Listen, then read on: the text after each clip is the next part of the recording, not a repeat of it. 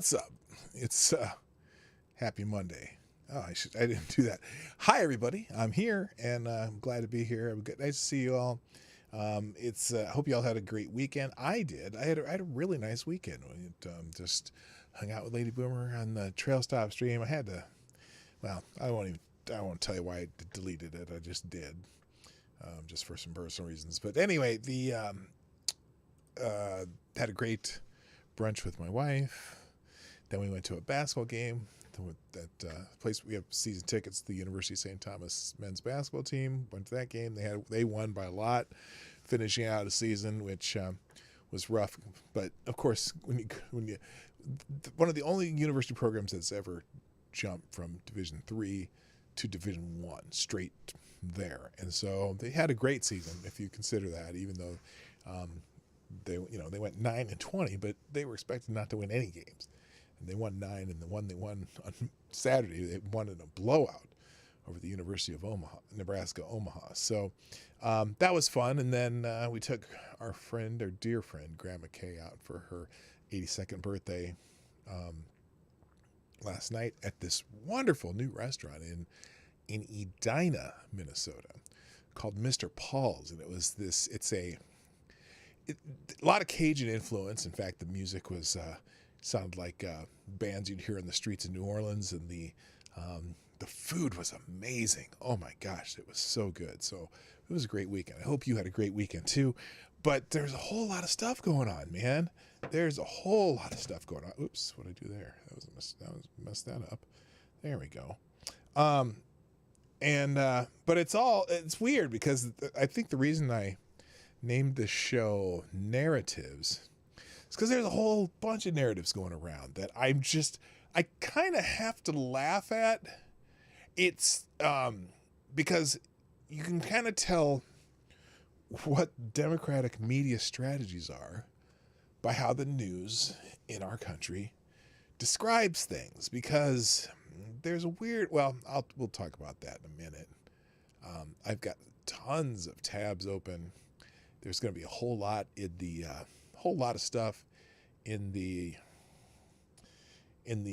description down below in the link, because I've got many articles. Many I'm not going to get to, but there's so many great articles. I have them all there. So sit back, relax. We're about to start the show, but I need to play the intro. Oh wait, Johnny, play the intro.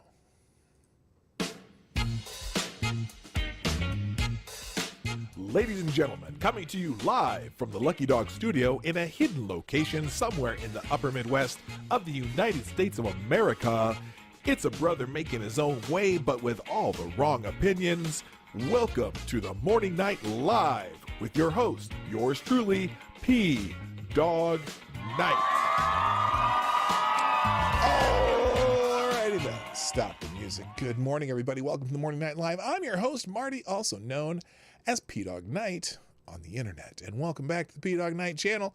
It's Monday, the 28th of February, the last day of February, the day when we wonder why is Black History Month the shortest month of the year. Because, but in reality, Black History Month is American history. So every month should be Black History Month because every day is American history. But I just enjoy history and learn about stuff, and let's not try to designate a single month to certain causes, because now it's getting ridiculous. Now all these other different demographics or whatever had their own history month when, it's like every month is it's all part of American history to me. And so I wish they'd just shut the fuck up about it. But anyway, I did forget to tweet out the show. Well, I did not send the show out I sent it out by Twitter, but I didn't send it out by the rest. So I'm going to try to accomplish that while I'm talking to you. And, but I hope you all had a great weekend. Like I said, I had a very nice weekend with my wife and then my family yesterday. Oh, and the girl, our daughter, 2 weeks left in theory in baby creation time. It was 2 weeks from yesterday is when she's due. And we're getting a little excited about that. We're just, you know, we're in that almost can't wait mode. But well, no, we can wait. But she joined us for dinner last night, and her husband, the wonderful Jess, who we adore Jess. He's a great dude. And so yeah, we're 2 weeks from being grandparents in somehow like that. February 28th is the racist. That's right. It is. That's right. It is definitely racist. Why is that so soft? Is that just me? Did you hear that? Let's see. That's right. Oh, it's there. Never mind. You could probably hear it better than I did. I just didn't have my little volume knob turned up over there. So yeah, it's we're excited to be grandparents, first time grandparents, and you know, it's just kind of a cool thing to me. You know, I'm just, you know, I'm fired up. But this coming week, I got to go to Omaha because we got to go pick up some stuff from my mother's house that we're bringing here, and then my nephew, I think he's going to be moving into our family home, which is cool. Good for him. So we got a busy week coming up. I got to get prepared to go down there.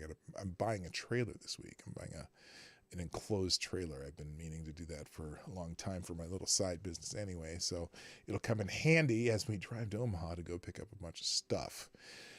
Anyway, I hope. Oh, and our friend, by the way, I said it was her 82nd birthday, but technically it's not. See, she was born on January 29th.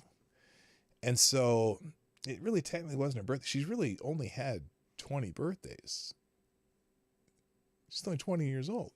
In fact, it was wild because they didn't ID her at the restaurant when she ordered a cocktail. And so that was cool. But anyway, so I'm curious if anyone else knows anybody who's born on January 29th. It's obviously a little more rare than other happenstance birthdays. So there you go. All right. What did I do here? Did I do this twice? That's weird. Let me just check something here. Okay, no, I didn't. Okay, I'm going to get rid of oh, I see what I did. All right. Let's fix that real quick. Today. Okay. All right, I did. All right, so let's get to the show. Let's say good morning to everybody. Oh, what the hell am I doing there? I got to do it the right way. Let me refresh this. Yeah, I'm a little discombobulated today. I got here kind of in time to be on time, but not really. February 20th. What did I say? Did I say March 29th? Yeah, February 29th is her birthday, and so we joke that she's only 29 years old. All right, let's say good morning to the troops. First in the chat today is our friend Tyler Alexander. Thank you for being here, sir. You get the bell. Also, good morning to Advocates Diablo, the Devil's Advocate, Tyler F. Good morning, sir. Good morning, K. Show. Hello, Somnambule Nation, and Aaron Meredith, and Willett Forge. Also, good morning to Maddie's in the house. Wait, where's the horn? Oh, there it is. I added some new sound effects, so I don't know where everything is anymore because they all moved. Anyway, good morning, Maddie. Also, Rotten Corpse, nice to see you back. That's a weird sentence, you know. Nice to see you back, Rotten Corpse. Yes, good morning. Also, hello, Mike Savage, Blarg, and also Don Julio, Gulf City Biker and Trash Man. Good morning to you, sir. Also, D.I. Freighter Watchers in the house. Hello. Tales of Gore, welcome back. Haven't seen you in a while. Nice to have you here. Jaeger Pony, my favorite Canadians here. San is here. Yo, yo, yo, yo, yo, yo to you too. Good morning, Black Hebrew Israelite. That's right. In the house. Also, good morning. Did I say Willett Forge? Well, I'm saying it now. Good morning, Willett Forge. And the One Who, formerly the One Who Tubes. Hello, welcome back. And Attack Alpaca. And that's how far we've gotten so far. 23 in the house, 13 likes. Hit the like button sometime during the show. Share the stream before, during, and after. You can also, if you're watching replay, put a comment in the comment section so we know that you were here. And if you want to sponsor the show, you can watch at PDawgKnight.live or just open a window with PDawgKnight.live. In the upper left-hand corner, there will be a little box there where you can do Streamlabs Super Chats, and then YouTube Super Chats in the YouTube box somewhere over there. And then if you don't mind giving Susan 30%, and then if you want to sponsor the show some other ways, we've had occasional Cashapp and Venmo donations through in the description down below. But if you want your words spoken, if you want me to use my dramatic voice to say what you say and what you write, I will put it in a super chat through Streamlabs or YouTube, and I will do it on the spot. Oh, well, almost on the spot, depending on where I'm at. I use very little creative license. Most of you are very, very good about typing things that I'm allowed to say. So there you go. I have my cup of reparations. I am ready to go. Let's talk about. Sorry, it's been a while. World's going. You know what? No, you don't have to apologize. I understand. People can't watch. This is a tough time of day for most people. Most people are working or doing other things during this time of day. Third shifters are sleeping this time of day. People who have things to do.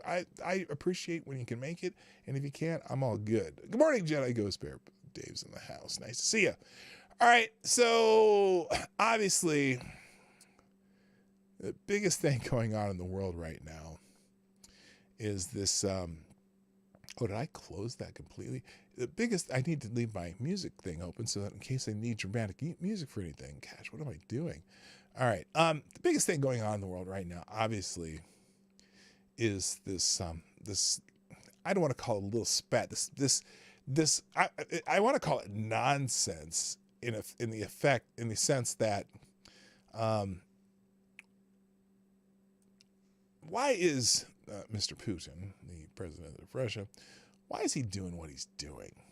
And now I get it. There's, every time you think that the world of that world conquest, that kind of shit is over, and somebody does this. But then again, I suppose some people in the world would say, we do shit like this. But I don't want to go there. I want to go to the point where there's some certain narratives that are going on, and that's the name of the show. And one in particular that's really annoying the shit out of me. Okay? So apparently the Democrats and the media have decided that Donald Trump, okay, because of some things he's said, and along with that some in the on the Republican side of things, there's a narrative that 30% of Republicans support Vladimir Putin. What the hell went on? There we go. Support Vladimir Putin and his incursion into Ukraine.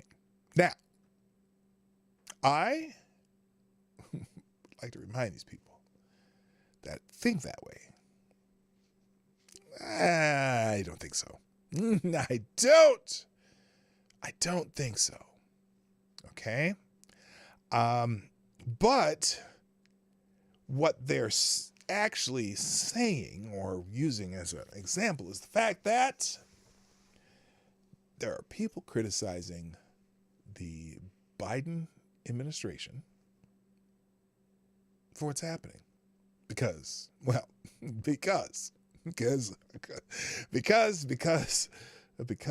the wonderful things he does, right? And so they're equating that because they've had this narrative about Russian collusion that they've done ever since Trump was running for office, towards the end of his campaign and after he won the presidency and his entire 4 years as president. And it continues to this day forward that some of these people are just fully, totally, and immersed in the idea that Donald Trump is a puppet of Vladimir Putin. Now, before I go on, good morning, Chicago Mike. How you doing? And also, good morning to Legit Low Talker.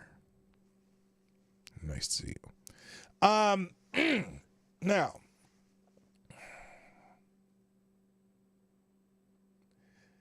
it's a continuance of the BS that went on that was almost in a way fabricated by HRC and the DNC, as we've come to learn. But there are some people who are just hanging on so tightly to that, and it's kind of melding into this. Now, yes, Donald Trump used the words smart when he was describing Vladimir Putin, and that this strategically describing the ways in which this has kind of become a somewhat success, although there's some issues on whether or not this is successful or not. But he used terminology just describing that, saying, not saying that he liked Putin, or that, in fact, he's explicitly said at CPAC, we'll get to it in just a minute, he explicitly said at CPAC that this is a terrible thing that they're doing. But because we have President Putin brain at the helm, we've made some really dumb mistakes. And, the idea that sanctions were going to stop Putin from moving in, as if they haven't dealt with sanctions before. They've been dealing with sanctions for years.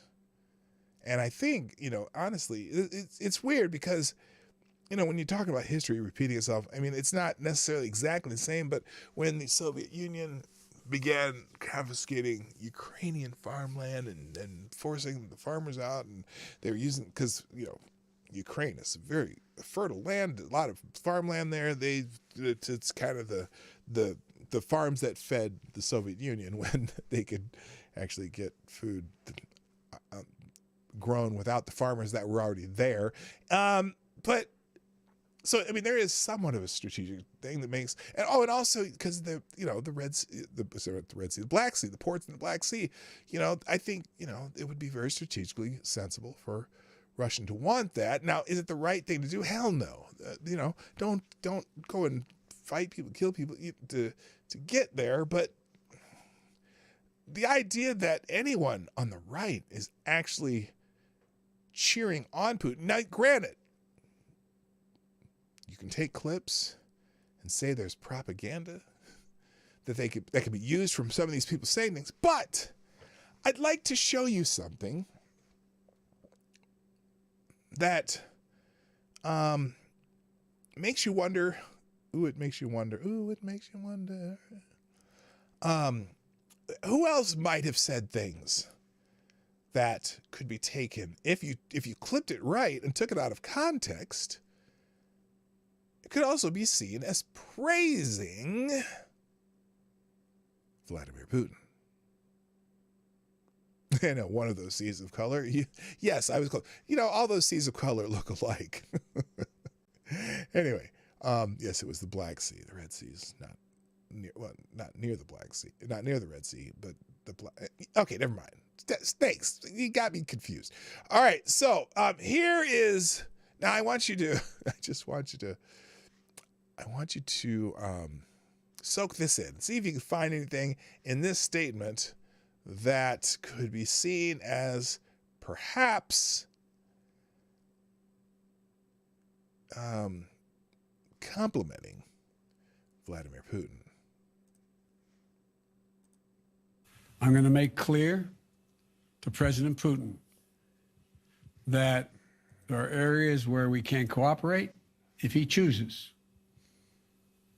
And if he chooses not to cooperate and acts in a way that he has in the past relative to cybersecurity and some other activities, okay, then we will respond. We'll respond. How? In kind? You mean if they hack some of our shit, we're going to go hack some of their shit? I'm sorry, that's not the part I wanted you to see, but I just found that interesting. Respond in kind. I have met with him. He's bright. He's tough. And I have found that... What? Wait, what? Wait, hold up. What? Wait. He's what? He's bright. He's tough. Clip that soundbite and put it in a newscast right now. He's bright and he's tough anyway. And I have found that he is as they say, when he used to play ball, a worthy adversary. Wait, who used to play ball? What? I found that. I have found that he is as they say, when he used to play ball, a worthy adversary. When you used to, what was that mush mouth thing there? I don't know what that was meaning. Anyway, am I the only one thinking the main reason Biden is siding with Ukraine is because if Putin gets his hands on certain records, such as involving Hunter and Joe, Putin would use it? Oh my God, of course he would. But I don't know that's why. I don't know. That's not why he's siding with Ukraine. The reason a couple of reasons we sided with Ukraine. One, because they spent the last 5-6 years demonizing the Russians, right? But also the reason you would side with Ukraine, and the bigger reason, of course, is that Ukraine's the country that's being invaded. Why would they invade Ukraine during the Biden administration? Why didn't they do it when the Putin puppet was in office? Okay. I see that question answered, or excuse me, I see that question asked over and over and over on the internet.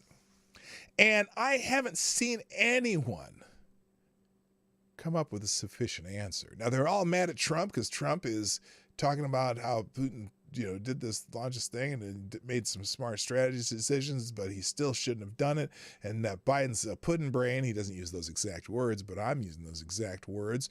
And, but they can't answer the question. Well, why, if Trump was the Putin puppet, why did he wait until a year into the Biden administration to invade? Nobody can answer that question.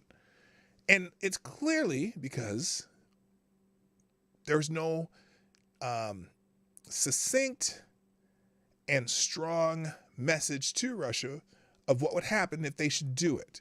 Their message was, well, we'll do sanctions. And granted, sanctions can be hurtful to Russia, especially when if you make them real sanctions that hurt, like freezing all Russian assets in other places. But you can't.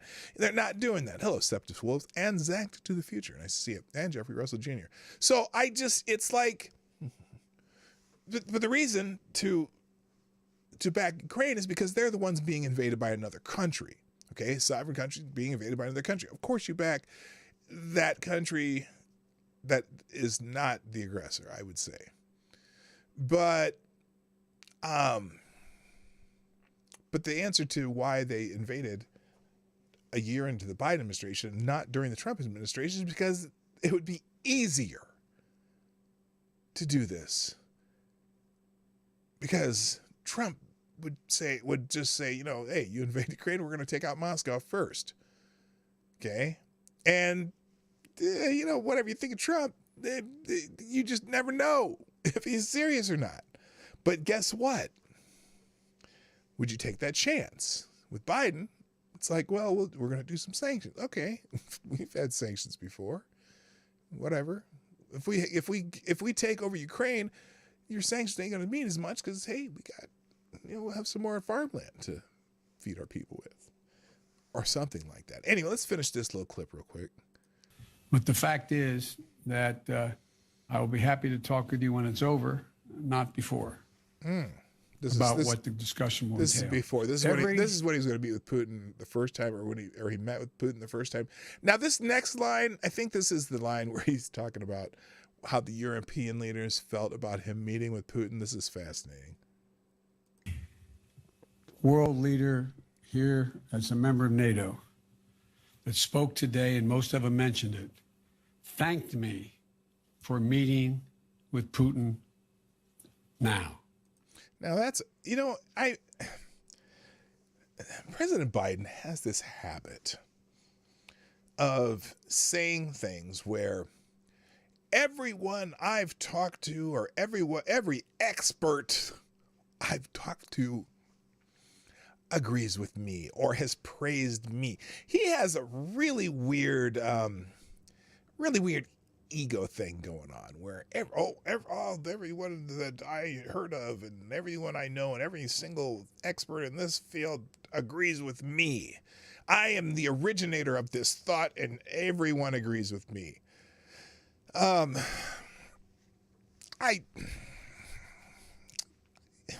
Citation needed. Every single one. Every single one that spoke. And I think there were probably about 10 or 12 that spoke to it. Oh, fantastic. 10 or 12 people agree. Navalny's death. Now they're talking about Navalny, the journalist. The closed captioning doesn't really make sense. Be another indication that Russia has little or no intention of abiding by basic fundamental human rights. It would be a tragedy. You could say the same thing about Justin Castro, but I'm not saying that too loud because I can get in trouble, I think. I don't know if I can get in trouble for that anymore or not. Can you get in trouble for making fun of Justin Castro? What is that? Oh, Trudeau. I said Castro, didn't I? I meant Trudeau. Vladimir Putin. That's my favorite nickname for him. Brandon Koser. Remember when China told him he was weak and in no position to negotiate? Oh, that's bellworthy. Thank you. That's true. Yes, President Puddinhead would do nothing but hurt his relationships with enough the rest of the world, in my view. Okay, shut up. There we go. So anyway, did you catch that line in there? Did you catch it? Did you catch him praising Putin for being, what did he say? Smart? Something? I don't know. I just find it humorous. Real quick, thank you, Somnambule Nation. Thank you to, I accidentally pushed my own thing there, so you don't want to hear me. Thank you, Somnambule Nation, and Maddie, and Jedi Ghost Bear, Willett Forge, Tyler F for tweeting out the show, retweeting the show. Share the stream if you're here. If you're new here, hit the like button, of course, but also subscribe. Hit the what's that thing? The little bell thing to get notifications so that you get the stream. And if you don't get the notifications, I know the notifications don't necessarily go out immediately. I figured out why it takes so long, because they kind of go out in a sequence. They don't go immediately to everyone that's on your subscriber list. So I try to start that's why I start the show, or at least start the stream at least 10 to 15 minutes before I actually start the show, so that the notifications can go out early. But you can also be notified at any social media site except for Truth Social, because I'm not on there, and I don't know. There's a whole story behind Truth Social. Maybe I'll get to it this week. But anyway, right up there, at PDawgKnight on Twitter, mine's Gab, Parler, Cloud Hub, and Getter. Did I get them all? Gab, Minds, Cloud Hub, Parler, Getter. Yes, I'm on all those. I'm also on other social media sites. If you want to watch replays, you can catch them on Rumble. You can catch them on Odyssey, aka Library. You can catch them on BitChute. Although BitChute's not, I have to reset my automatic transfers because they're not going over there for some reason. So, but anyway, I'm on all those other sites, always PDawgKnight, except for Instagram, where I am that Marty with no punctuation in the between. So that's how you can find me on social media if you want to. My Instagram is more other stuff. I do some silly reels there, and I do some like a lot in the summer and traveling. I do a lot of travel stuff on Instagram, so it's not really political related stuff. All right, let's get into the news though, because there's a whole lot going on. Now this is funny too, and there's a story behind this, but I just want to show you one more clip of Raheem here, because this is fascinating, and this is the president of the United States, in all his glory of, at I think it was the presser yesterday, answering a very important question about this Ukrainian situation. So here we go. Here it is. Do you think you may have underestimated Putin? Okay, the answer is, do you think you may have underestimated Putin? Now, you can hear the handlers already trying to shush him away, scoot him away. Thank you, this is the end. Don't ask more questions, but listen to the question and listen to Joe's answer about, do you think you may have underestimated Putin? Because this is very, now, this is a pretty good answer by Joe Biden. Well, let's see. Wait, let me rephrase that. By Joe Biden's standards, this was a great answer to the question, do you think you may have underestimated Vladimir Putin? So listen to this answer. It's fantastic. Do you think you may have underestimated Putin? Thank you. Time to move. Thank you. Thank you.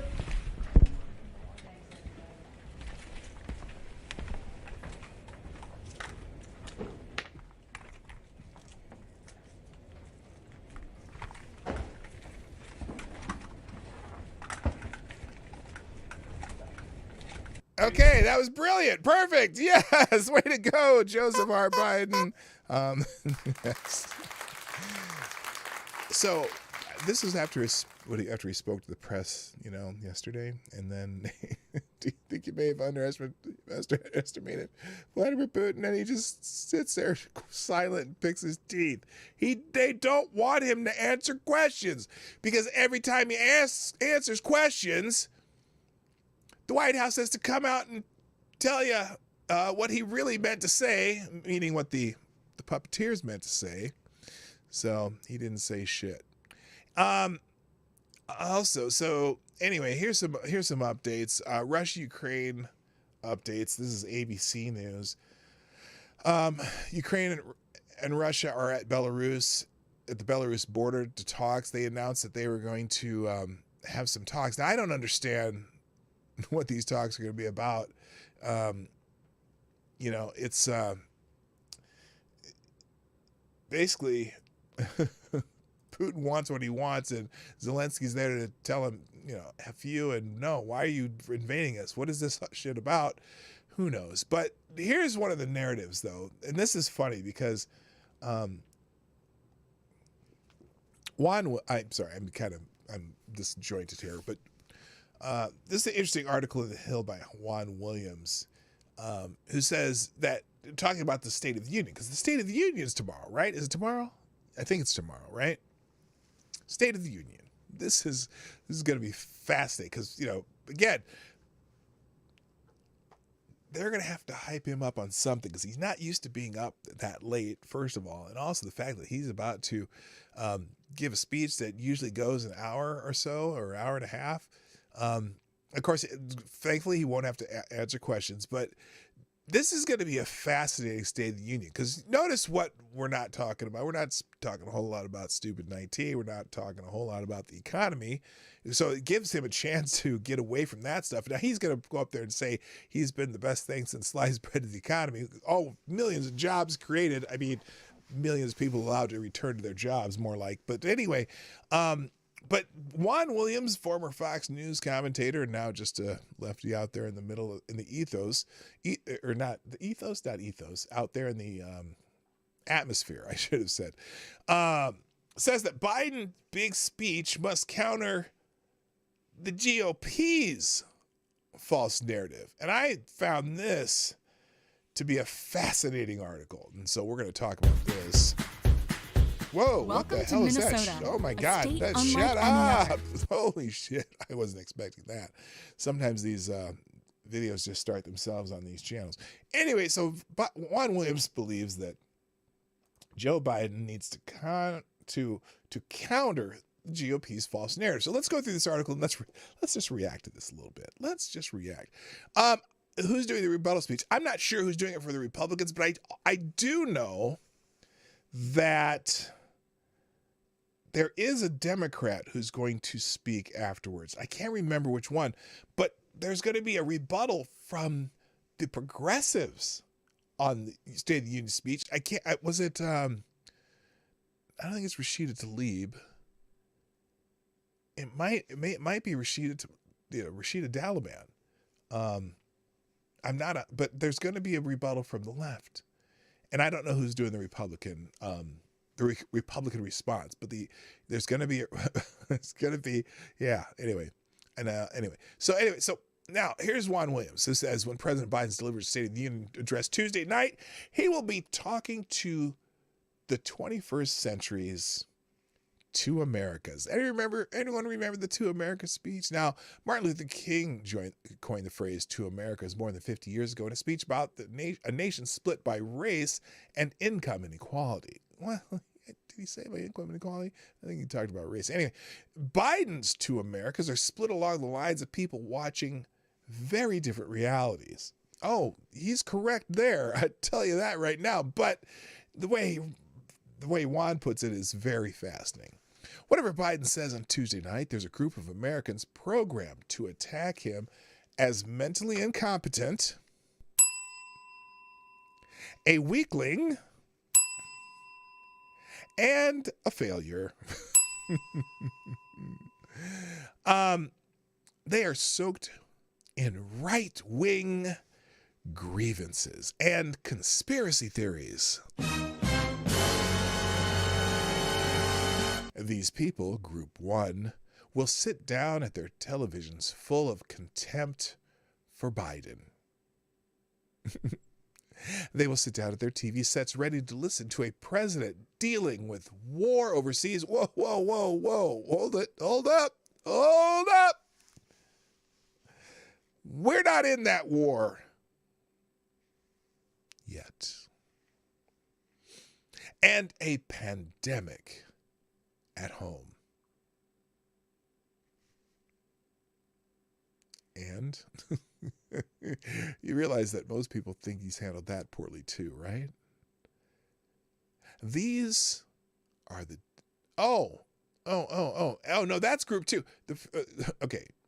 Then there's Group 2. They will sit down at their TV set, listen to a president dealing with war overseas and a pandemic at home. These are the Democrats and independent voters who elected Biden as president. Now, I don't know if you paid attention to any polls, Mr. Williams. Independents aren't too excited about this president right now. Yeah, and they're not too excited about this guy.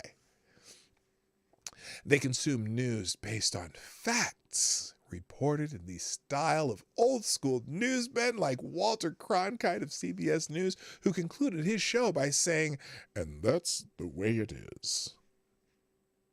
And the way it is in 2022 America is about 25% of Republicans believe in wild conspiracies promoted by QAnon. It's funny. Oh, let me finish this sentence because it's fast. I'm like, who thinks this now? 25% of Republicans believe in the wild conspiracy theories promoted by QAnon, such as that a devil-worshipping cult of pedophiles runs the government. Okay, I spent a lot of time reading and looking at about politics, and I know a lot about what different ends of the spectrum believe and think and see and talk about. And this ain't one of them. Okay, QAnon is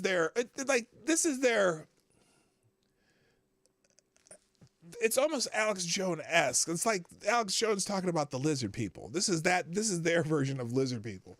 It's like, and I believe there is a group called the Bilderberger Group and all that stuff, but this is their own conspiracy theory, the QAnon thing.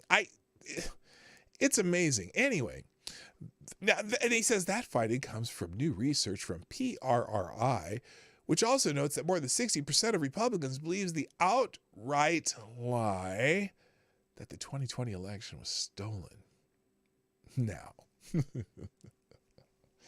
I'm not going to sit around and have doubts about elections because you're not allowed to on YouTube. But I'm gonna take you back to something Hillary Clinton said recently, where she said, and this is towards the end of Trump's presidency, where Hillary Clinton was saying that Donald Trump is an illegitimate president. Now that's a fascinating thing, where a a leading Democrat, and she's not the only one. So many Democrats use the words illegitimate president and Donald Trump in the same sentence. I am just curious. Were they talking about an election that was stolen by the Russians?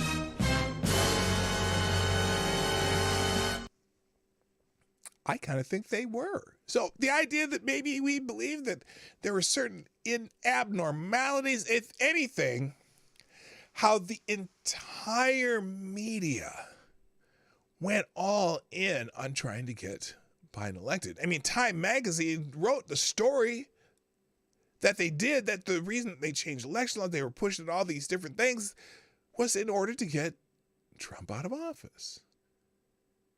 So I don't necessarily think that the election was stolen, but it's certainly oh my God, it was embarrassing. And certainly they haven't resolved all the irregularities that, they just won't, because they just don't want to. And so I don't know. I'm not saying it was stolen, but Jesus, it's crazy. Oh, Alex Jones has been writing a lot of things.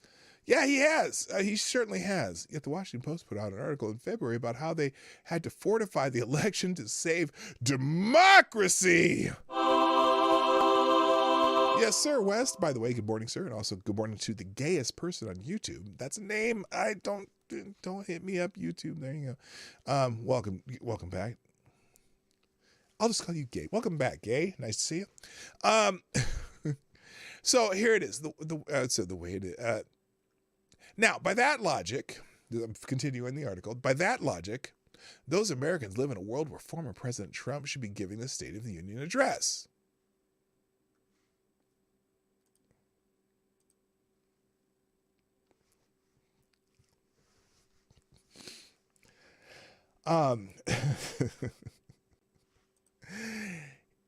These are people who support a convoy of truckers coming to D.C. to protest vaccine mandates.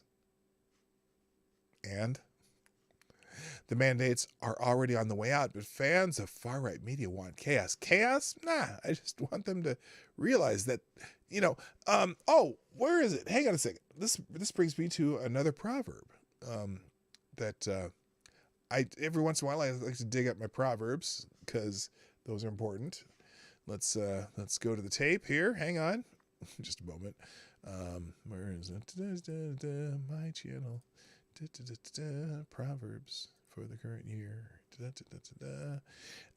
This proverb. This is because this one becomes more and more apparent every time I read articles like this. Let's go and pause. Here, this one is very apropos. If I could hit some volume, hang on. The elite sneer at truck drivers who deliver their food. Yeah, there you go. They sneer at truck drivers who deliver their food. Of course they do. Because they're pricks. Anyway, so back to this Hill article. Oh shoot, lost my spot there. So anyway, these mandates. No matter what wheel I'm Shut up! eBay Motors has the right parts. Good God, I hate that. These people are people who support the convoy truckers coming to D.C. to protest vaccine mandates. These mandates are already on the way out, but fans of far-right media want chaos. They seem to find it more entertaining than listening to Biden talk about the resilience of a nation coming out of a pandemic that has taken nearly 1 million lives. Well, because Biden can't put two sentences together.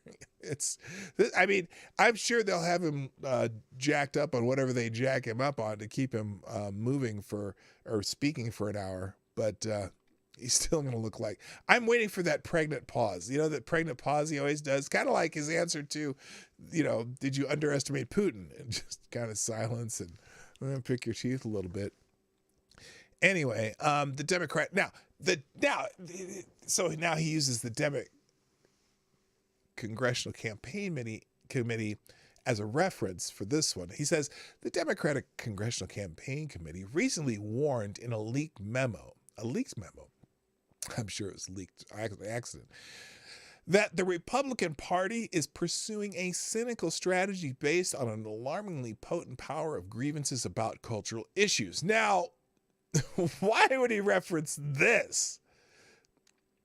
So the opinion, the leaked memo of opinion by Democrats who oppose Republicans. This is some great sourcing.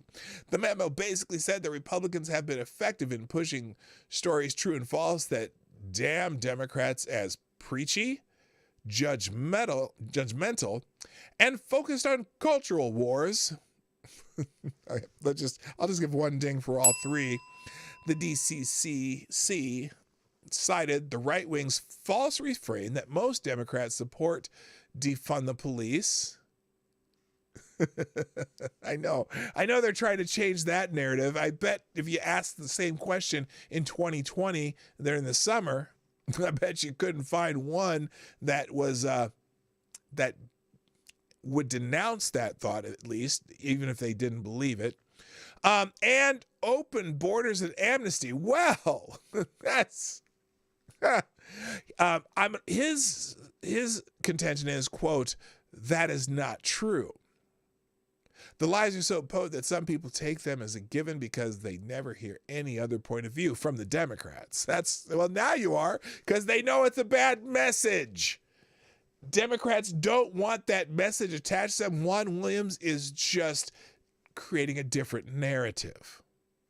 Because if you'd asked them 2 years ago, I'd say 1.5 years ago, in the middle of 2020, of course they liked to, a vast majority of Democrats were on that defund the police bandwagon. And as far as the border in the South, well, I don't see a whole lot of them complaining about the Biden administration's action or lack of action thereof. Quote, he continued, this Biden-hating crowd will have a hard time listening to him. Yeah, because just like any State of the Union, one side sees the other side's State of the Union as BS. So it's nothing new, okay? How many people, when Trump was giving State of the Union addresses, like when the one that Nancy Pelosi tore up right afterwards, let me just rephrase this sentence, okay? Based on that, the Trump-hating crowd will have a hard time listening to him. Gee, thank you for the great revelation, Juan Williams. The best that Biden can do in his speech is respect the far right's presence, but aim his remarks at people who can appreciate facts. The fact is that the U.S. economy has had an extraordinary rebound from the pandemic. Yes, people have been allowed to go back to their jobs and get close to the same unemployment figures as before, although not quite. The labor participation rate is way down, but the unemployment rate is about as low, and they've created, quote unquote, about the same numbers of jobs as we've lost. Wow! People got their jobs back after the pandemic? Oh my gosh, you've created so many new jobs. Oh, not new jobs, just the same jobs that people had. Although I suppose there's a lot of new... Okay, in the chat, let's come up with industries where there are lots of new jobs that the United States government has created. I'm sure tax collectors and auditors will be in there somewhere, but let's think of some jobs that have been created because of the Biden administration's actions. War journalists, yes, war journalists, they've been created. I'm sure you can get creative. I'm looking forward to hearing some of these answers. Anyway, the next fact is the current unemployment rate is 4%, which is incredible, amounting to full employment according to most economists. Oh, gee, we've never had that before. Oh, wait, we had that before the pandemic. Huh. Okay, never mind. Despite pandemic-induced strain on supply chains, retail businesses, and inflation, the American economy next got, he kind of kind of waxed over that inflation thing there, didn't he? And the fact is that Biden and Democrats made new stupid 19 relief payments available for those Americans most negatively affected. No, he made them available to everyone, including illegal aliens, although they'll never tell you that. COVID contract tracers. Yes, that is certainly a new job that's been created. And by the way, now, this is not, and I'm not blaming Biden for all the COVID-related jobs that there are, but I know that right down the street from us, there's a COVID testing center that employed like 10 new people. That's right down the street. In fact, my wife did some contract work with them. So anyway, COVID testing, reporting, basically anything COVID-related, yes. And then he said that... he said, and Democrats were the driving force behind a bipartisan infrastructure deal. As if we've never done infrastructure before. Oh my gosh, they did an infrastructure deal. Can you hear that, Johnny? They did an infrastructure deal. I'm shocked. They did an infrastructure deal, and like as if they haven't been doing infrastructure. What the hell is that? What the hell is that? Why? Okay, I don't even spend time in the Christian Science Monitor. Why am I getting an ad like that? Anyway, yeah, infrastructure. My God, we've never, ever in the history of the country done infrastructure before. Here, that deserves a whoopee horn. There's not so much Biden can say about the right wing's cult-like devotion to Trump, who continues to lie about the 2020 election. Similarly, what is Biden to say about the fact that most of the states where violent crime is highest voted for Trump and have lax gun laws? What? What the actual fuck are you talking about, Juan Williams? Most of the states where violent crime is highest voted for Trump and have lax gun laws. Really? California, New York, Illinois, Louisiana. Oh, Louisiana, well, that's because of New Orleans. But that's a city. Think about the city. The states. What are you talking about?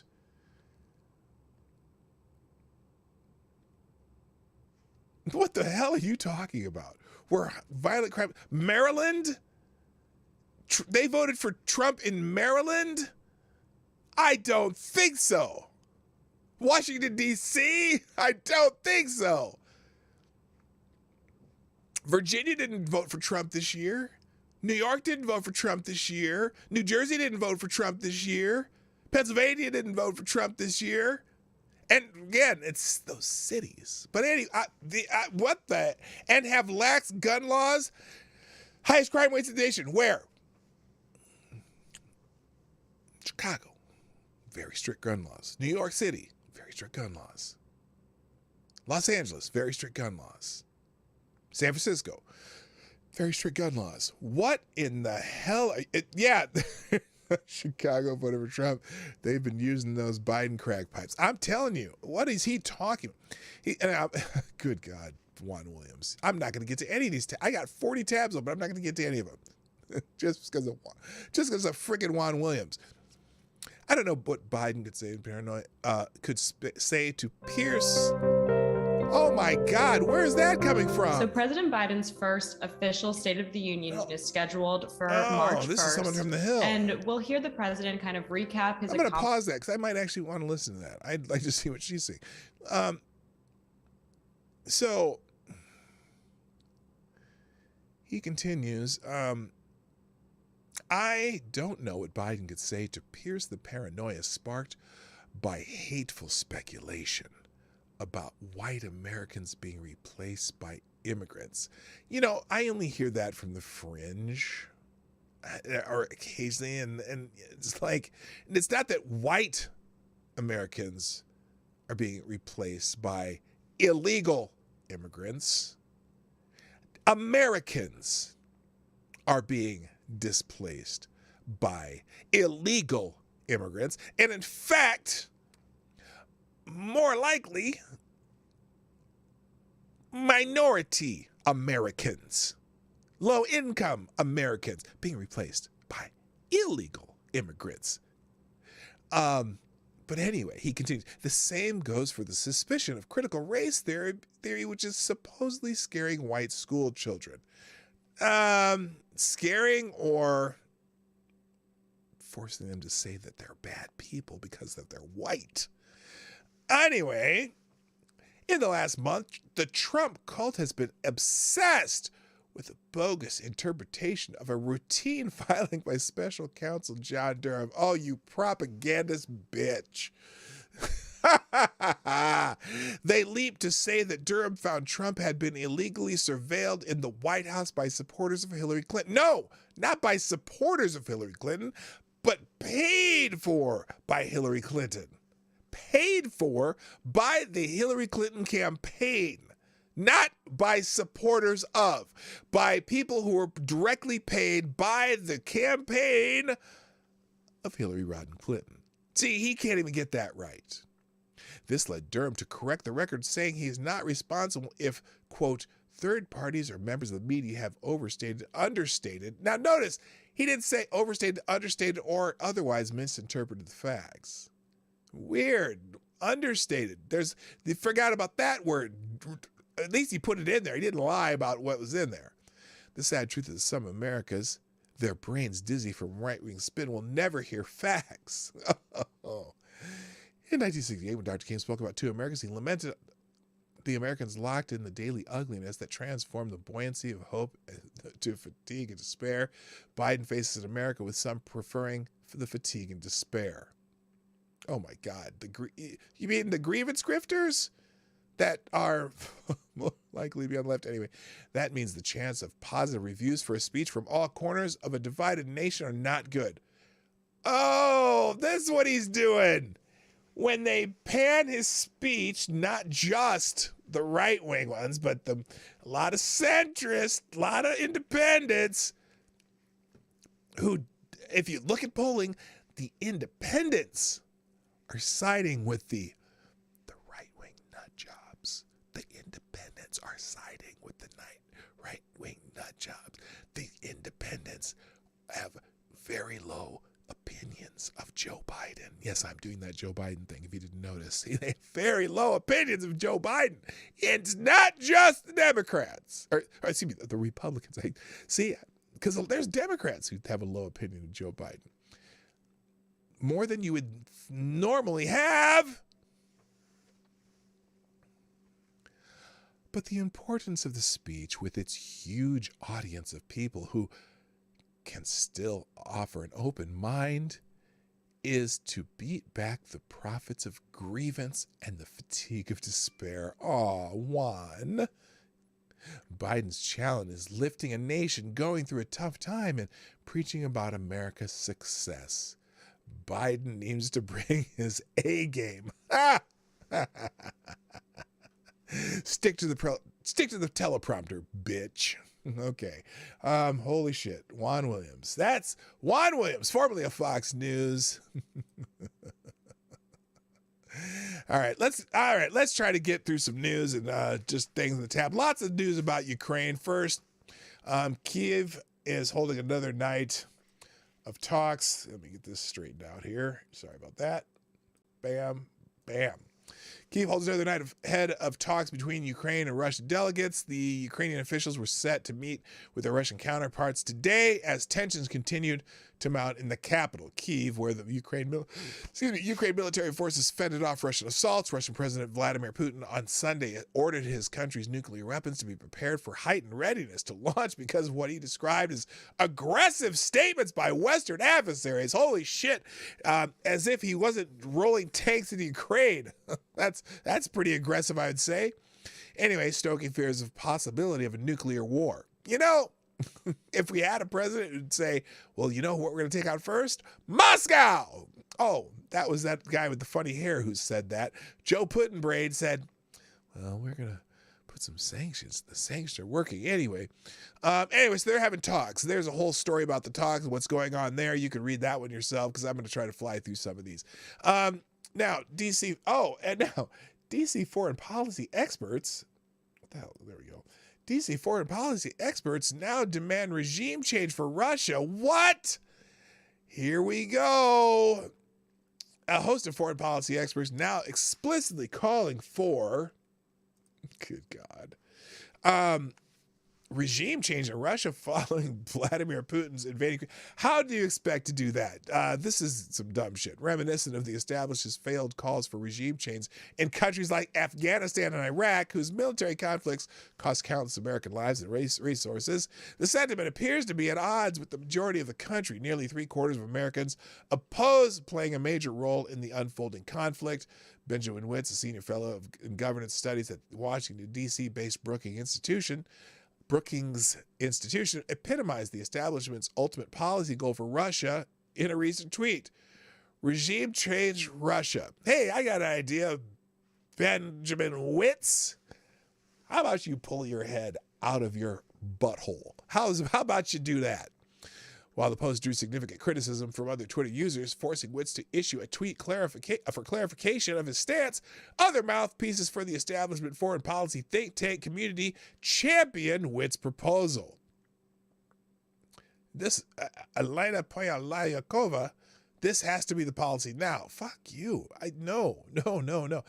She's the former founding director for global democracy and emerging technology at the Brookings Institution. In response, she's now the president and CEO for the Center for European Policy Analysis, which is, okay, so she's in some letter agencies. Richard Haas, president of the Council of Foreign Relations, noted how now the conversation has shifted to include the possibility of desired regime change in Russia. Go fuck yourself. How do you expect okay, we'll let the Europeans deal with that. Please don't fuck. Anyway, if you don't believe it, read the rest of that article. Now there's an article in PG Media about Putin's failure. I'm not sure. I didn't get to read this one, so I'll just give you a gist of it. Putin rolled the dice of war and didn't beat Ukraine. That's because he hasn't gone fully in. Now, this is who's wrote this. Richard Fernandez. I'm not sure who that is. But anyway, Putin rolled the dice of war and didn't beat Ukraine. This, in strategic terms, probably means he lost the campaign. In retrospect, the Kremlin's plan consisted of an airborne, air-mobile Spetsnaz descent on Kyiv, the mission of which was to establish an airhead in the capital and capture the Ukrainian government until relieved by the mechanized forces racing from the north. Air-mobile assault was attempted at Gostomel to Kyiv's immediate north. Look, things haven't gone well so far, but I don't think they've gotten a full-on attack of Kiev. And they don't want to destroy Kiev because they don't want to rebuild it, but they want to put in their own government. Like, remember when I know I'm not supposed to say this out loud, but remember when Obama kind of pushed out the government of Ukraine and put in people friendly to, I guess, to the Obama administration, but to the United States in retrospect. But anyway, in this battle, things went badly wrong. The Russian battalion-sized air mobile force met stiff air defense. Yes, because remember the air and tank defense stuff that the guy with the funny hair gave Ukraine? Well, it seems to be working. Anyway, so it was immediately counterattacked by Ukrainian Mobile Reserve. Unable to land follow on forces, the paratroopers could not withstand heavy weapons and were scattered or wiped out. Equally serious for the Russians was the failure of their northern pincer to advance on schedule. Desperate to bag the Ukrainian government, the Russians attempted a large-scale airborne assault for Yaselkiv airfield to the south of Kyiv to establish a blocking position to catch withdrawing units, but this failed, with two C-17 counterpart IL-71s loaded with paratroopers destroyed, and with them 2 infantry companies of the Kremlin's finest. Crucially, the Russian mechanized elements trickling into Kyiv proved too weak to break through the city defense. When it was clear Zelensky and hence the Ukrainian government could not be bagged and was quite capable of retreating in good order to fallback positions in the West, it was obvious that Putin could not conclude the current campaign with the political time and military forces at hand. At this, the diplomatic floodgates opened, with even China urging a diplomatic solution. So this is why they're talking now, and much of the world, scared to death of a third world war, timidly and more forcefully chiming in. Yeah, and also finally, the Biden administration joining the rest of Europe and giving more heavy sanctions. We'll get to it in a minute. Thank you. Thank you, Ty Alexander. First sponsor of the day. And Tyre, you are the new Streamlabs Superstar sponsor of the day. Thank you, sir, for putting in a Oops, what did I do there? Thank you for this. For the small bullet, aka a 223. This is an ad. This is a new sponsor. Let me kick in some sponsor music here. We'll go with let's just see. Is the narrative? Oh, okay. Let's try this. This is the sponsor, the narrative. So we'll go laid back and somewhat. Let's see, laid back and smooth. Let's go laid back and smooth. This is the sponsor today. Oh, that's a little loud.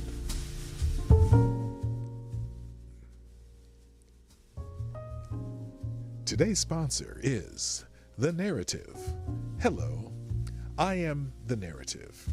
I am stronger than an atomic bomb. I am more insidious than COVID. Fight me all you want, because once I take hold, you will never escape me. Now sit down and obey, lest I turn my gaze on you.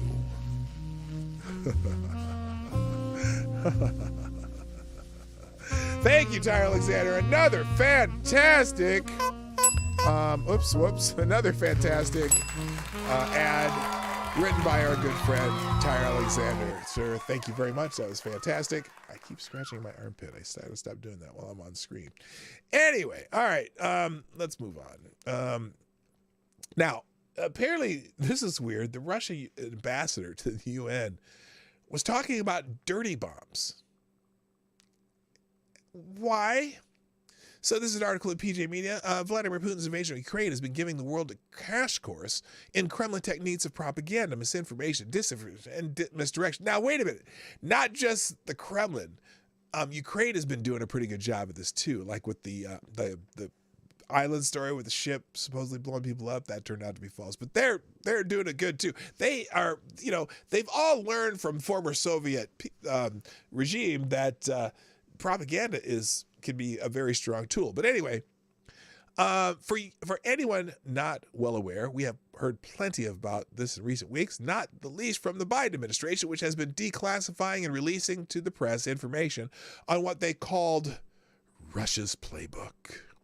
The big feature of this playbook is projection. In this case, the process of displacing onto someone or something else what Russia itself is actually planning or doing. We saw this in spades during Putin's run-up to the invasion of Ukraine as he mustered his strike force along Ukraine's land borders and coastline. Russia accused Ukraine and NATO of threatening its security, broadcasting a narrative that, at the extreme, suggested Russia was in danger of an invasion from Ukraine or NATO.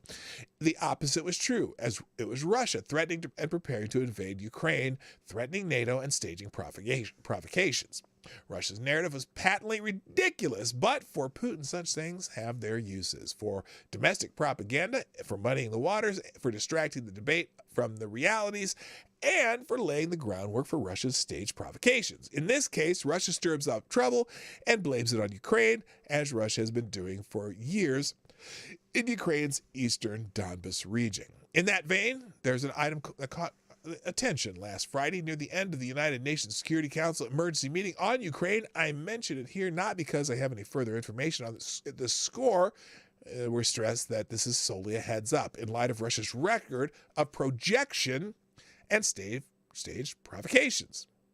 The setting was the UN Security Council chamber Friday evening, February 25th, 2 days after Russia launched its invasion of Ukraine. Russia has the rotating presidency of the Security Council for the month of February. I'm sorry, I have to laugh and choke on the laugh.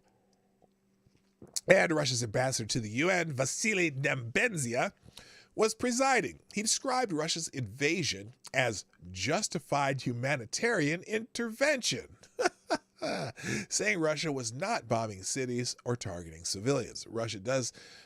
Ukraine does not currently hold one of the 10 rotating seats on the council, but Ukraine's ambassador to the UN, Sergei Kislytsev, I know I butchered that, was present to make a statement. Kislytsev tore into Russia and Nebenzia, telling Russia's ambassador, quote, "Your words have less value than the hole in the New York pretzel." deploring Russia's attack on Ukraine, citing some of the horrors and mentioning, among other things, a concern about Russia's capture of the Chernobyl nuclear plant, site of the huge nuclear accident in the USSR in 1986, and still a dangerous repository of radioactive material. Russia's ambassador Nebenzia then dropped on his closing remarks that Russian paratroopers had taken Chernobyl because Russia does not want Ukraine to generate a dirty bomb. Now, in view of Russia's provocations and projection, that left me wondering if we should all be alert to what I hope would be an unthinkable Russian provocation. Russia right now is looking dreadful on the world stage, a brutal power ruled by a dictator with an army that now killing people in a neighboring country in service of his messianic claims. Ukraine, by contrast, is making a heroic defense. The Kremlin must look for ways to try to flip that picture, which leads me to a dread question. Is it possible that Russia might have its own dirty bomb with plans to use it somewhere and blame it on the Ukrainians? I hope not. I stress that I have no further information on this score. Blah, blah, blah, blah, blah. He just keeps going on. Yeah, well, the Russians are big on projection. Interesting thought. Moving on. So anyway, the U.S. embassies Americans have told the Americans in Russia, and the U.S. embassy tells Americans in Russia to leave immediately, while outbound flights still remain available. Yeah, because a lot of airlines and a lot of countries are closing their airspace to any Russian traffic and or Russian flights, and so they're saying get out while you can. Hoo boy. For Americans still in Russia, the U.S. Embassy recommended the following actions. Monitor local and international media for updates. Notify friends and family of your safety. Beware of your surroundings. Stay alert in locations frequented by tourists and Westerners. Review your personal security plans. Carry proper identification, including a U.S. passport with a current Russia visa. Have a contingency plan that does not rely on U.S. government assistance. Because, hey, you're on your own just like the fuckers in Afghanistan. So fuck you, the U.S. Embassy told Americans. Get out while you can, but we're not going to help your ass. Moving on. I didn't have that on the screen. Also, there is a massive convoy of vehicles. We're not talking about truckers and talking about COVID restrictions, but we're talking about military vehicles for miles spotted headed to Kyiv. Now, I know that there have been a lot of pictures and stuff of tanks that have run out of fuel. They didn't give enough fuel to get all the way to wherever they were going, and so some were stranded on the side of the road. Well, this massive convoy of hundreds of Russian military vehicles was spotted on Sunday in satellite images that showed the vehicles moving toward the capital of Ukraine, Kyiv. Long convoy stretched out for more than 3 miles of road, consisting of hundreds of vehicles, according to Maxar Technologies, which released the images. The New York Times reported the forces include infantry, fighting, and supply vehicles around 40 miles northwest of Kyiv. Yeah, that's quite a sight. Russia launched a three-pronged attack on Ukraine towards Kyiv, the capital, from the north, towards Kharkiv from the northeast, and fanning out from Crimea in the south, the Times added. Ukraine's Ministry of Interior, the number of known people killed in Ukraine following the Russian invasion is 352 civilians, and at least 14 of them children. Another 1,684 people, including 116 children, have been injured. Jake Tapper here emphasizing the children that normally they don't give a shit about. It serves a purpose, It gets our heartstrings going, and it sucks. This is awful. This is an awful thing, but he knows what he's doing there. They're trying to get it to make whatever Biden does about this, trying to back him up. Anyway, propaganda technique. But also, you know what? The Russians need to get the fuck out. I'm not saying that they don't. There's some other articles here, though. After sanctions on Russia failed, Biden lied why he imposed them. I don't know if you saw this. I did see this, actually. And I don't think there's a video on this one. Over 50 years in public life, old Joe Biden has a well-deserved reputation for dishonesty, and he added to it Thursday while trying to save face after Vladimir Putin ignored his sanction threats and invaded Ukraine. The sanctions, you see, were intended to stop Putin in his tracks. That's what Joe Biden said. When they failed to do so before the eyes of the watching world, Biden did not, of course, admit that he had miscalculated or underestimated Putin. Did you underestimate Putin? Instead, he simply changed the story with all the, all the dumbassedness. I don't know what this word means. I can't even say it. He displayed as a young Syracuse University of College law student plagiarizing a law review article. He must think no one is paying attention. He emphasized Thursday that the sanctions were not meant to stop Putin from invading Ukraine or to get him to call off the invasion. Quote, "No one expected the sanctions to prevent anything from happening. This could take time, and we have to show our resolve so he knows what's coming, and so the people of Russia know what he's brought on them. This is what this is all about. This is going to take time. It's not going to occur. He's going to say, oh my God, these sanctions are coming. I'm going to stand down." Well, all right, Joe, but why does no one on your team seem to know this? The noted lodestar of foreign policy expertise, Kamala Harris, contradicted you on Sunday when she said, "The purpose of sanctions has always been and continues to be deterrence." She asserted this was the shared perspective among our allies. So Joe's lying again. The sanctions were supposed to be to stop Russia from what they're doing right now, and they did not stop what they're doing right now. How did you get those numbers? I don't know. Next week, the discussion will be a preemptive nuclear strike against Putin. These fools won't stop until the globe glows. I'm going to kind of, I left a whole bunch of articles on this, but I'm going to skip them just because I want to get to just a couple COVID things. But I have a prediction. So there's several articles in the tabs. I have a prediction that hasn't happened quite as of yet, but I have this feeling that, and wait for it, I can almost guarantee you there's going to be a narrative that comes out from somebody. Somebody's going to say it. Somebody already said something about we only care about Putin entering Russia because of race, because it's a white nation. What's her name? And Hannah Jones, the woman who wrote the 1619 Project. In fact, here's her tweet right here. What if I told you Europe is not a continent by definition, but a geopolitical fiction to separate it from Asia? And so the alarm about a European or civilized first world nation being invaded is a dog whistle to tell us we should care because they are like us.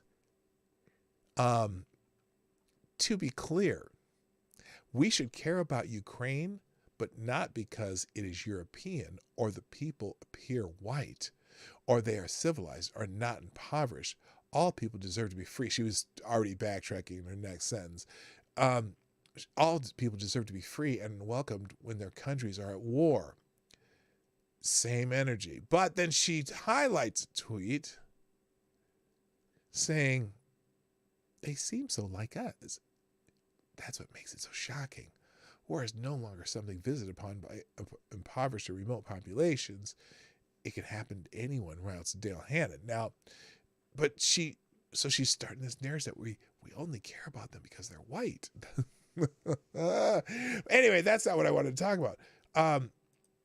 Here's a narrative that at some point you're going to hear, okay? Because they really want to tie the guy with the funny hair, the former president, Donald John Trump, okay? They'd like to tie him to Putin, right? So I have a feeling that there's going to be a narrative that when someone asked the question I asked earlier, why did he wait to attack until there was a new administration in the White House that wouldn't support him? right? Because the Putin puppet would have supported him if he invaded Ukraine. There's no evidence to that. In fact, there's plenty of evidence that the former president was helping Ukraine as much as he could by sending them weapons and so on and so forth. But anyway, they're saying that they haven't been able to answer this question. Why did he wait until Joe Biden was in office to attack?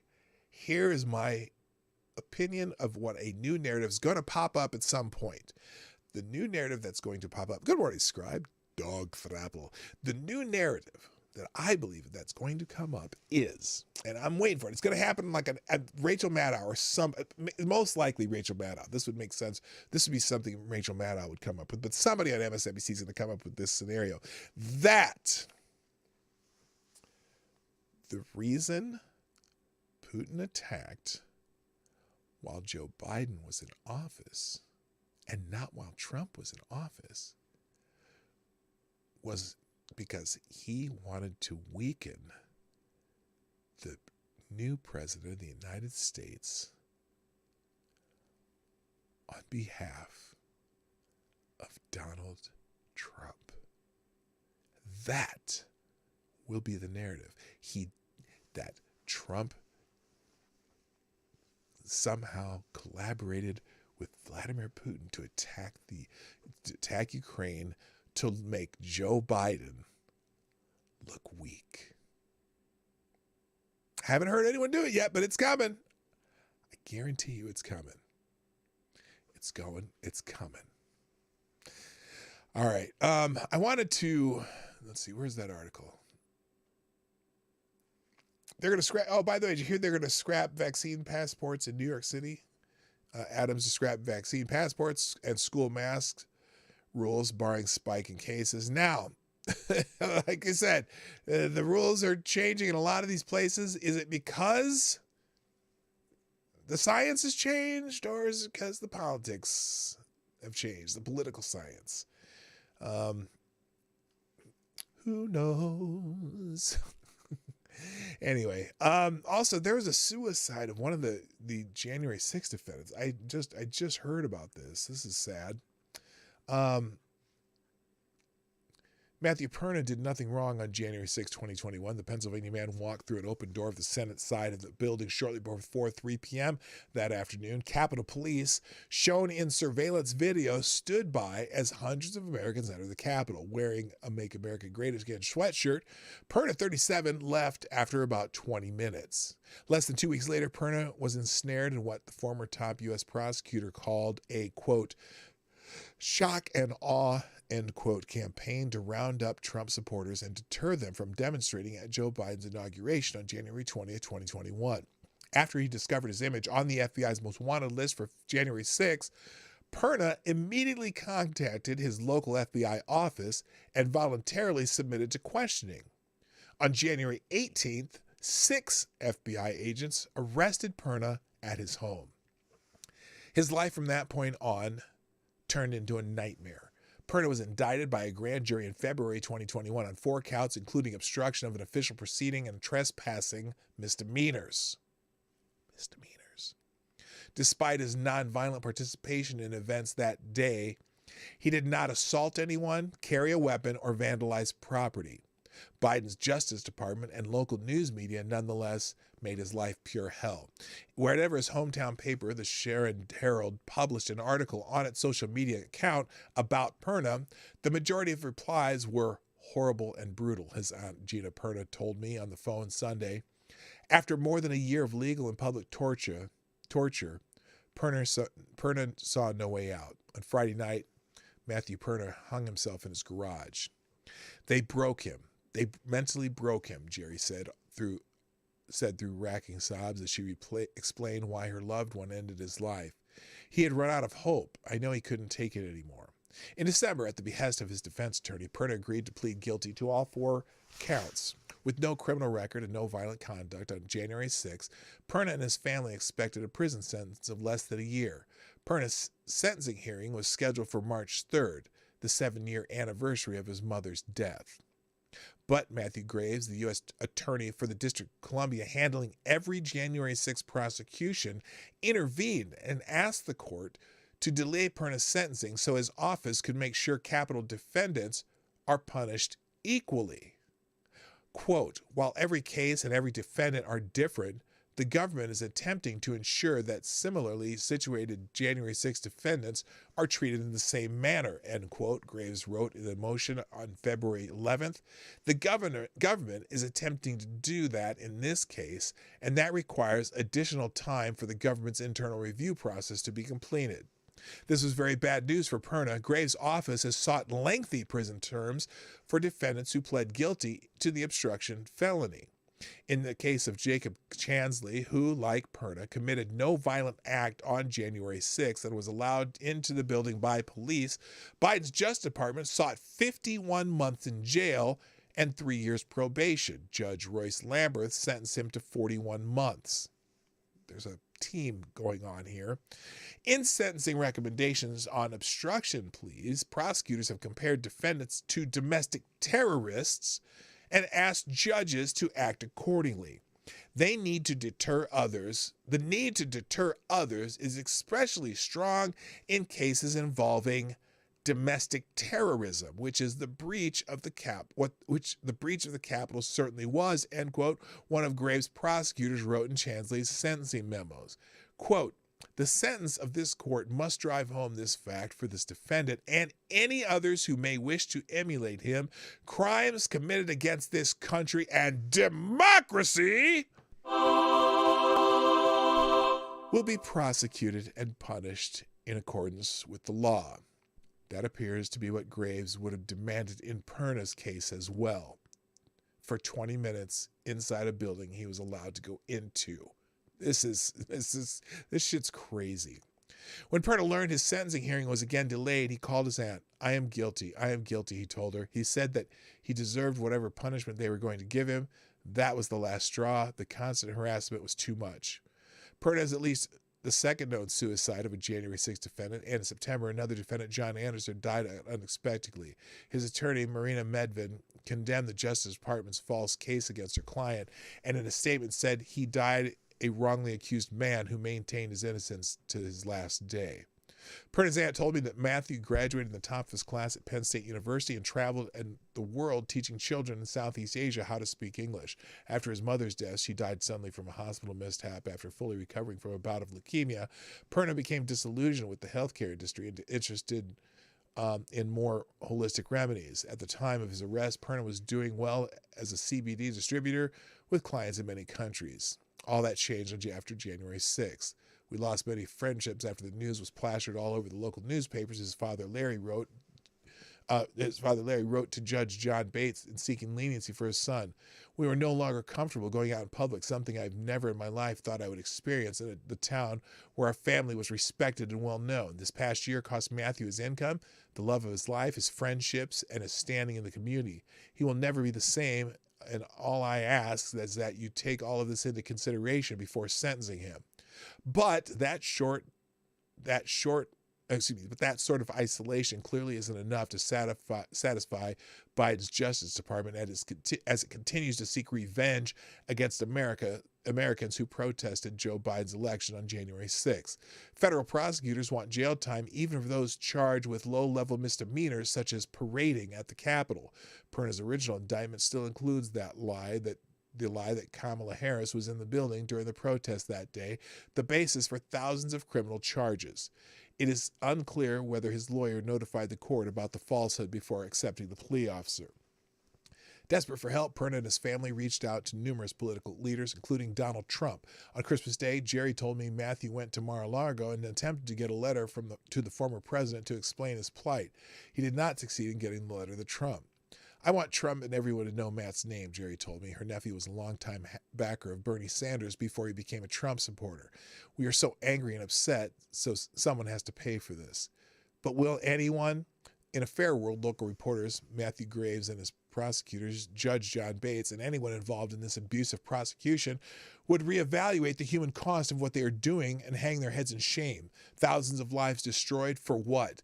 To soothe the fragile ego of Joe Biden and quench the insatiable lust for revenge by the Democratic Party? To notch legal victories, to advance beltway careers, to create clickbait headlines? but these people have no shame, and so no moment of reflection can be expected. After we spoke Sunday to Jerry and Larry, headed to the funeral to make arrangements for Matt. Funeral home, I'm sorry. I miss my son, Larry told me, his voice breaking. This leaves a giant hole in my heart. I don't know how I will get through this. He's a good person, so kind and considerate. He couldn't harm a flea. Matthew Perner was failed by the country he loved, demonized by the news media, tormented by the world's most powerful law enforcement, ignored by political leaders of both parties, and betrayed by a federal judge sworn to defend justice, not appease the whims of a vengeful regime. So, great article from Julie Kelly. I have tons of stuff I'm not getting to. So if you want to check out the headlines, also, as I've been doing lately, I'm including my what do you call it? My profile page on all of the different social media I'm on in the description down below. Also, every article that we did today, plus of course the ones we've gone through, will also be in the description down below in a single link that I will complete at the end or during the outro. So if you want to hang around to then, I'll put a link in the chat also to all the articles plus what's going on now. And that's it for today. As you know, I'm here Monday through Friday, 10 o'clock Eastern, and the corresponding time zones that all rely on 10 o'clock Eastern. I hope you all have a great day. That's it. That's all I got today. Well, it's not all I have. Check the tabs and you'll see how many articles I didn't even come close to getting to. But anyway, I hope you have a fantastic rest of your day. Hope to see you tomorrow. Invite a friend with you next time. If you haven't hit the like button, hit the like button before you go. Share the stream before, during, after the stream. And if you're watching a replay, put a comment in the comment section so I know that you are here and I can say hi. And if you want to sponsor the show, there's several ways to do it down in the description down below. Thank you, Tyre Alexander, the Streamlabs Superstar sponsor of the day. I appreciate you. And that's it for today. Ladies and gentlemen, my name is Dawg Knight. And I'm out of here. Bye-bye. Have a great day.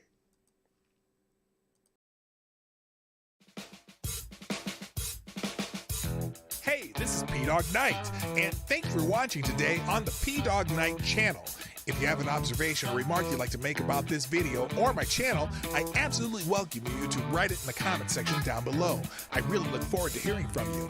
And before you go, if you like what you saw but you're not already subscribed, please make sure you hit the subscribe button and definitely click that bell that pops up afterwards so you'll be notified when I post new videos or when we go live.